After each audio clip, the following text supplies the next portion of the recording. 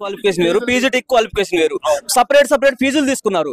మరి డిఎల్ కి, పీజీటీకి, జేఎల్ కి కామన్ పేపర్ ఎలా పెడతారు సార్? రూల్స్ కి అగైనెస్ట్ గా ఎలా పెడతారు వాళ్ళు?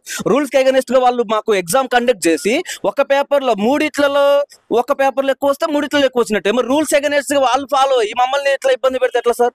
రూల్స్ ఫాలో అవ్వాలి కదా, వాళ్ళు రూల్స్ మమ్మల్ని ఇక్కడ ఎక్కిస్తారు మీ రూల్స్ ప్రకారం. మరి వాళ్ళ రూల్స్ ప్రకారం ఎందుకు వాళ్ళు ఎగ్జామ్ కండక్ట్ చేయరు?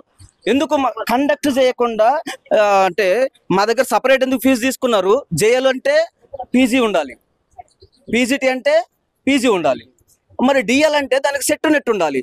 మరి కామన్ పేపర్ ఎట్లా పెడతారు సార్? మాకు సపరేట్ నోటిఫికేషన్ కి సపరేట్ ఫీజు తీసుకున్నారు కదా, కామన్ పేపర్ ఎట్లా పెడతారు సార్? అది రూల్స్ అగైనెస్ట్ కదా సార్. మీకు మీ రూల్స్ ప్రకారం అనుకుందాం, మీరు మెన్షన్ చేశారా నోటిఫికేషన్ లో కామన్ పేపర్ పెడతానని మెన్షన్ చేయలేదు. ఈ రోజు మీకు 81G ఎట్లా మీకు అడ్డం వస్తుంది? అది నోటిఫికేషన్ ఉంది అంటున్నారు. నోటిఫికేషన్ లో లేని మీరు ఎట్లా ఫాలో అయ్యారు? మరి ఇప్పుడు నోటిఫికేషన్ లో కామన్ పేపర్ అని లేదు, డిసెండింగ్ ఆర్డర్ అని ఇచ్చారు.